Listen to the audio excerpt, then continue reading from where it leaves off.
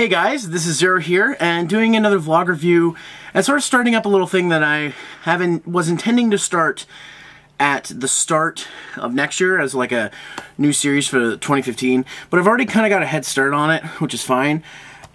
Basically, without further ado, I'm doing this thing called the 100 Movie Oath, excuse me, and yes, I borrowed the title from Akago, Amir Akago, but I asked him if it's okay if I used it for my own thing, and he gave his blessing. So, the first movie I'm actually going to start off with for this 100 Movie Oath is Halloween, John Carpenter's Halloween. I know that by the time you see this, probably a month out of Halloween, but Halloween night I actually watched this movie. James Rolfe sort of, says you should, if you watch this on the night of Halloween, it really sets up the mood, and so I did. I had to work Halloween, so I was off at about 9 o'clock, came home, fired this up, and in the dark on my dad's 52-inch, and it's pretty good. Now, I've been a fan of Friday the 13th, A Nightmare on Elm Street, and several other types of horror franchises, and slasher specifically is my favorite horror genre, even though it can get a little repetitive.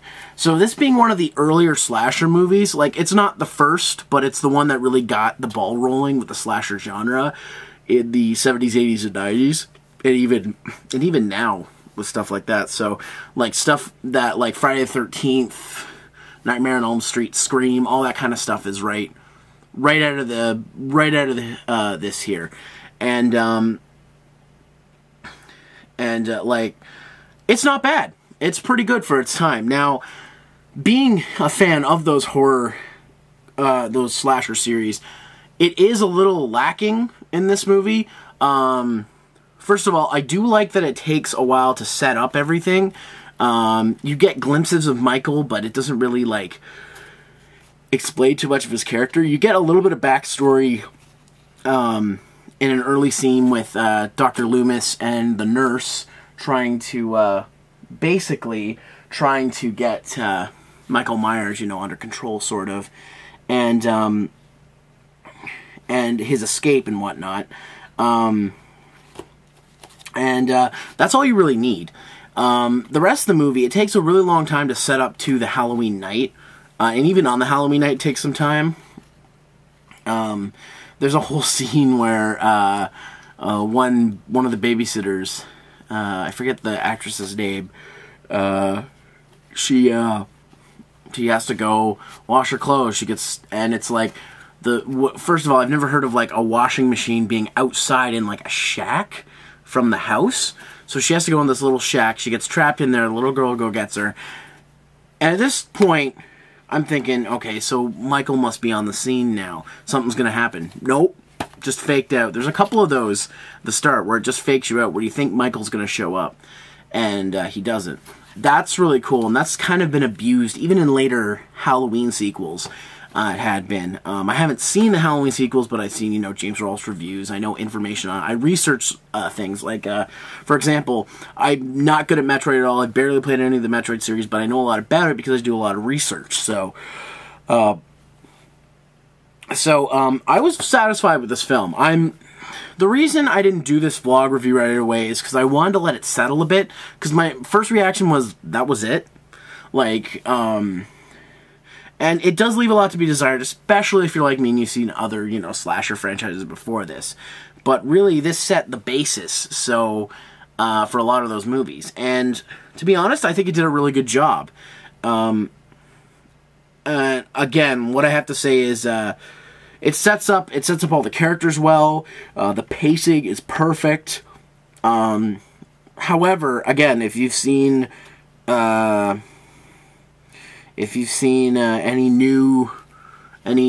horror movies from, like, the 80s or 90s, like slasher horrors, this will feel a little slow, and this will feel a lot like there's a lot to be desired. The thing is, that's the point. It takes itself slow because it doesn't want to just speed into the killings. I find a lot of the times in horror movies these days, they like to get right to the action as soon as possible. And yeah, I like having a higher body count and whatnot.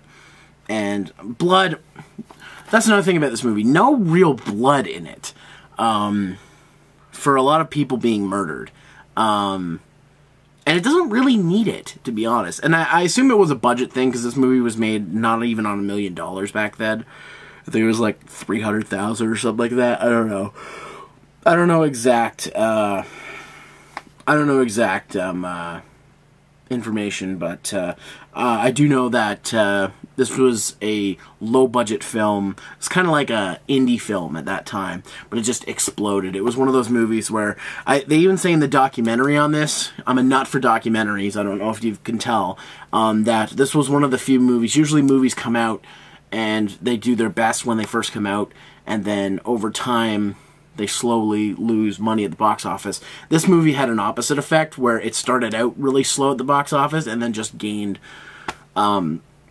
mass appeal and whatnot, and it spawned copycats. Like Jamie Lee, there's a movie, I don't know if it's called Doom Train or what.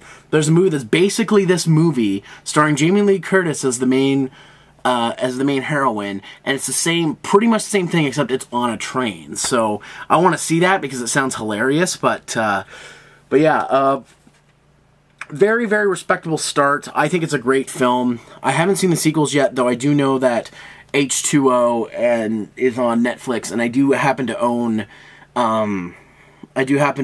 Resurrection, which is kind of campy. I know, but I still want to see them. I kind of want to see the second one before I go on to see those ones, so I haven't found a legal way of streaming it, or I haven't found a DVD of it, so at this point, this is the only one I'm going to watch. I'd like to watch the second one before I jump into H2O or Resurrection. I'm going to try and skip through 3 to 6.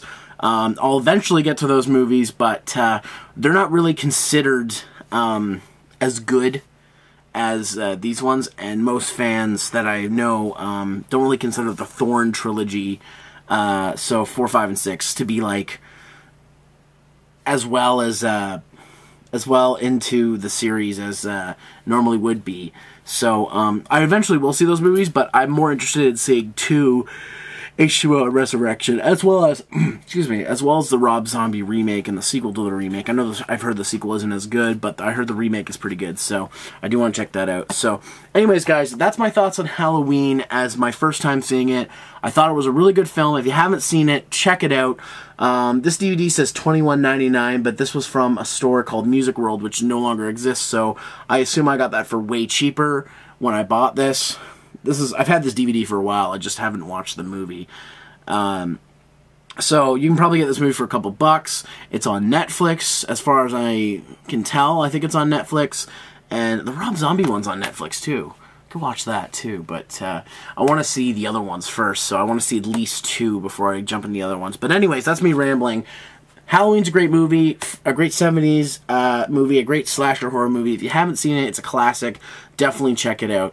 Again, if you're a fan of slasher movies and you haven't seen this, you're gonna have to take it a little bit with a grain of salt. It's not gory. It doesn't have a high body count, and it may leave a lot to be desired. But I think it's well worth the time you put into it. So, anyways, guys, thanks for watching this first video of my 100 movie oath.